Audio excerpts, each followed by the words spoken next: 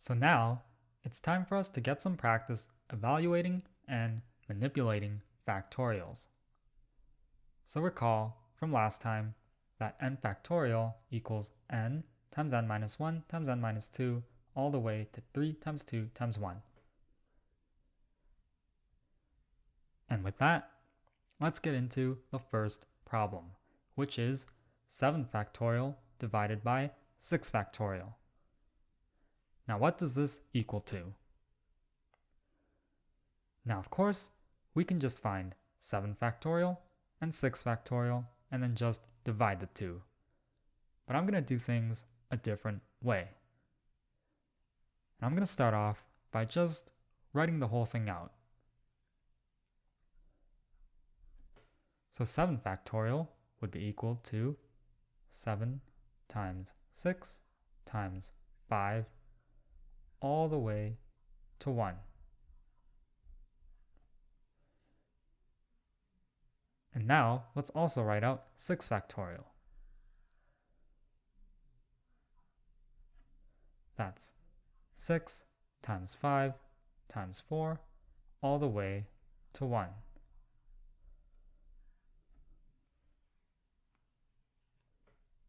And now we see we have a bunch of common terms in the numerator and denominator.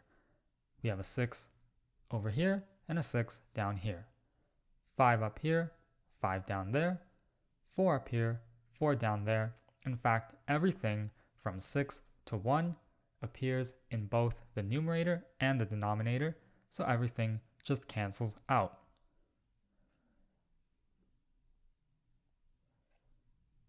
And we can even write it like this.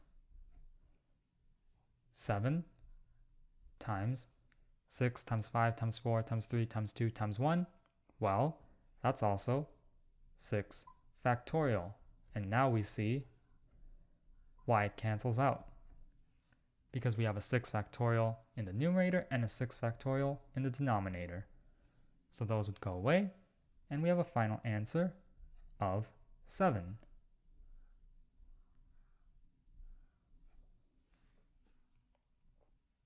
Now what we did here is we broke up 7 factorial into 7 times 6 factorial. So we wrote a factorial in terms of other factorials. Now this helps a lot, especially when numbers get big. For example, the next problem is 400 factorial divided by 397 factorial. Now these numbers are going to get really big, so it's not a good idea to try and find out what each of them actually is. Instead, we're going to break the factorials up in a way that will help us. So what I'm thinking is breaking up 400 factorial into 400 times 399 times 398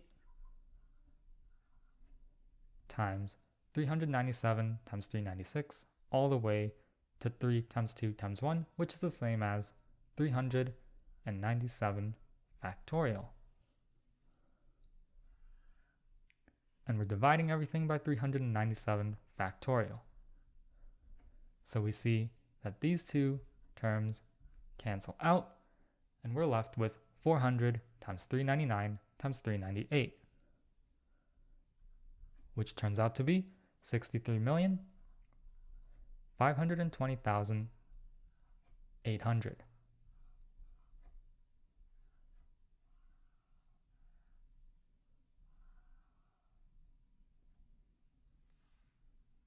Now let's do one final factorial problem that's going to be a little bit different.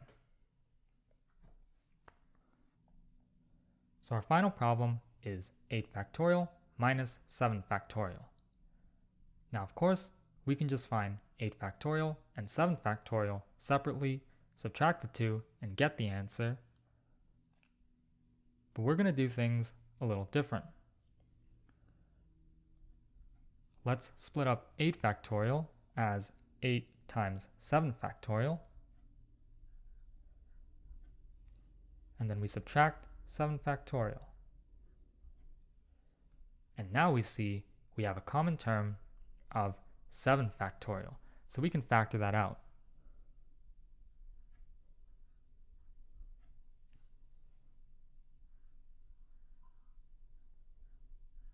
So we see the answer is just 7 factorial times 7,